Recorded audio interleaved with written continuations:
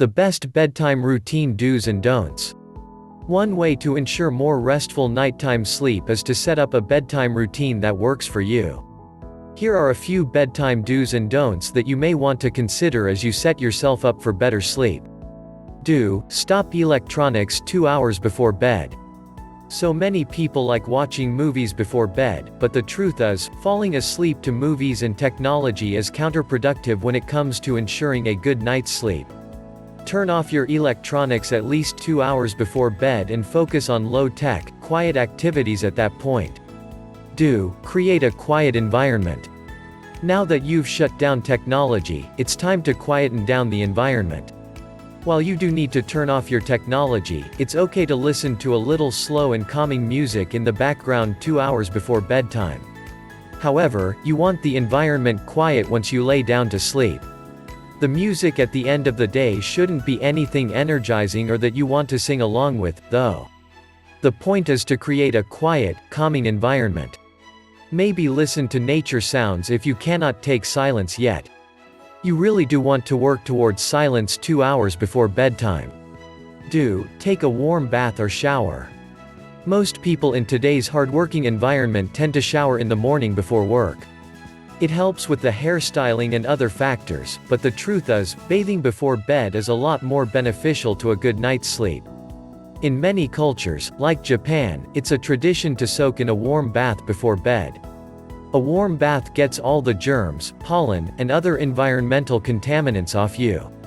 Also, a warm bath or shower can be very relaxing for your muscles and help you sleep. You don't have to wash your hair to take a warm bath before bed. You can still do that in the morning if you prefer. Don't use caffeine before bed. Using caffeine after about 2 p.m. is not going to help most people sleep better. Avoid it permanently if you can, but if you can't, at least avoid it after 2 p.m. If you are having issues with insomnia, you may need to stop even earlier than that. Try other types of drinks that don't have caffeine. For example, if it's cold where you are, instead of sipping on hot tea, try using just hot lemon water. You'll still be warmed up, but you won't be adding anything to your digestive tract to make sleeping harder. Don't drink liquids before bed. One of the worst offenders in getting a good night's rest is getting up to pee.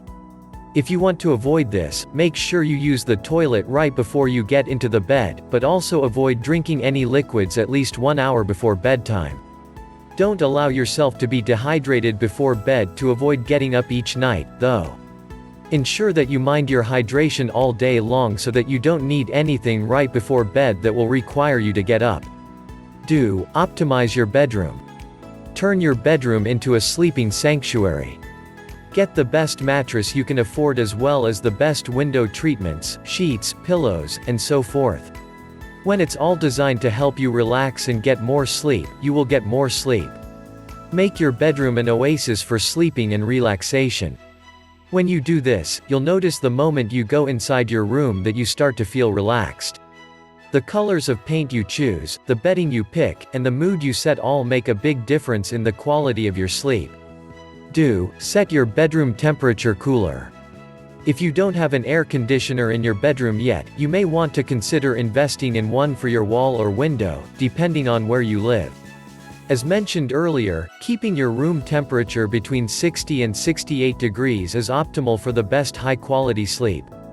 Not only is setting the temperature colder good for helping you sleep, but it's also helpful to your body overall, helping you get over colds and allergies, and encouraging proper hormone production. Don't eat 2 hours before. Just like drinking can interfere with sound sleep, so can eating. You don't want to go to sleep hungry, but you also don't want to sleep when you are still digesting food. Try to limit food 2 hours before bedtime at the minimum to avoid needing to get up to use the toilet or other issues. If you find that you are feeling hungry right at the 2-hour mark, go ahead and have a tiny high-protein snack such as a slice of cheese or a handful of nuts, so that you don't experience hunger while trying to fall asleep. But aim not to eat closer to bedtime than that. Do get relaxed. Set up your environment so that the last couple of hours of the evening are dedicated to relaxation. That's when you can take your nighttime bath, enjoy a good book while curled up in your fluffy robe, and maybe even do a little meditation, to set the mood in your mind to relax and get rest. Make that last 2 hours before sleeping a relaxing time for you and your entire family. Keep your voices down, keep the lighting dim, and make everything focused on relaxation.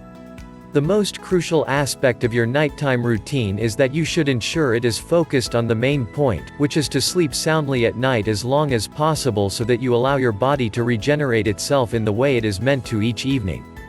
What to do if you wake in the night? If you are a light sleeper and tend to wake up a lot in the night, or if you are experiencing insomnia, there are ways to mitigate the experience so that you can feel better and get more restful sleep. If you do wake in the night, try the following to help you get back to sleep so that it doesn't become an issue. Don't look at your phone or electronics. If you've closed your eyes, repositioned, and tried another 20 minutes to fall asleep and you can't, remember to avoid looking at your phone or electronics anyway. Even though you're awake, it's best to avoid that so that your mind doesn't get used to being entertained in the middle of the night. Get up out of the bed. If you have tried for more than 20 minutes to fall back to sleep but you are wide awake, go ahead and get up. However, don't get up to be super physical or do anything that will stimulate your mind. Instead, get up and go curl up in a comfortable chair with dim lighting and a book of poetry or something that makes you feel calm. If it's within an hour or two of your standard wake time, stay up and start your day. Don't look at the clock. Avoid looking at the clock while you're lying in bed and experiencing insomnia. Just turn it around if you need to so that you can avoid checking it over and over, which can add to your anxiety and make it impossible to fall back to sleep. Try deep breathing exercises. If you need to get up, you can try some breathing exercises to help you relax and get back to sleep. You can do this in bed before getting up to find out if it'll help you get right back to sleep or not, or you can get up and do this too. Try triangular breathing. The way it works is that you breathe in through your nose for a count of 4, holding the air in your lungs for a count of 4, then blowing out of your mouth for a count of 4. Do this until you get tired or fall asleep. Write in your journal. If you are waking due to stress and you've tried to use deep breathing to get back to sleep, and it's not working, get out your journal and write 3 things you're grateful for so that you can turn your thoughts around to thinking of good things instead of stressful situations. Dealing with insomnia. If your nighttime wakefulness has now turned into insomnia, whether temporary, intermittent, or chronic, you may want to find a way to deal with it using any of these methods. In most cases, if nothing major is wrong with your health, you should be able to clear up insomnia within a few days of paying attention to your sleep routines and patterns. If it lasts longer, you may need to seek medical attention because insomnia is one symptom of several types of illnesses such as allergies, GERD, or chronic pain. Even endocrine issues like undiagnosed hyperthyroidism can cause insomnia. Find a good sleep position. If you've slept the same way your entire life and are now having issues getting to sleep, there could be a reason.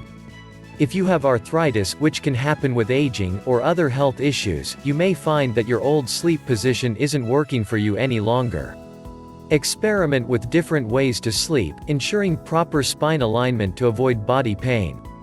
Get more sunlight during the day. Anytime you are having issues falling asleep at night, the first thing to look at is how much sunlight you are getting each day. The more sunlight you can get during the day before about 2 p.m., the better for your internal clock. However, getting too much sunlight before bed can have the opposite effect and keep you up at the wrong hours. Exercise regularly. Even though you work hard, if your job is mental in nature, you still need a good workout every single day. The thing is, it doesn't have to be as hard as you may initially think, and it should not be at night. Try doing your workout as early in the day as you can so that you can be sleepy at night. Work out for at least 30 to 40 minutes at moderate intensity. Avoid blue light exposure at night. If you are looking at computers, smartphones, and other electronic screens, you may be exposing yourself to too much blue light. The blue light can mess up your rhythm and cause you to suffer from insomnia. You can buy glasses that filter the light, or you can install an app to help. The best thing to do is to avoid it at night. Stop using caffeine after 2 p.m. This tip is worth repeating. If you like to use caffeine, try to avoid it after 2 p.m., especially when you are having issues falling and staying asleep at night. If you limit it and you're still having problems after a few days, try eliminating it altogether to get the best results. Avoid taking naps. When you are trying to stop insomnia, you'll need to stop taking any naps until you can fall asleep within about 20 minutes without issues every night. You can get into a lousy wake and nap cycle that is not therapeutic at all and instead cuts down on your productivity and ruins your schedules. Go to bed and get up at the same time. Try to go to bed at the same time each evening and get up at the same time every morning. You can adjust this to fit your lifestyle by an hour or so, but you really will do better if you go to bed and get up at consistent times almost all the time. Try a supplement. If making your room colder isn't helping, try taking melatonin supplements to help the process improve. Find a high-quality melatonin supplement that has been third-party tested, and take it according to package directions. Seek medical attention. If you have tried all these tips and you're still experiencing insomnia, you may want to seek medical attention. You could have a significant health problem that you aren't dealing with properly. Conditions like sleep apnea, asthma, GERD, and others can contribute to and even cause insomnia. In addition to regular blood tests and a physical exam, your doctor may want to order a sleep study to find out if you have other health issues affecting your sleep. If that happens, you'll go to a sleep center and get hooked up to a bunch of wires, then you'll need to sleep while they monitor you. This is relatively painless, but it is not easy. Some people cannot sleep at all in these conditions and may require other methods to diagnose the problem.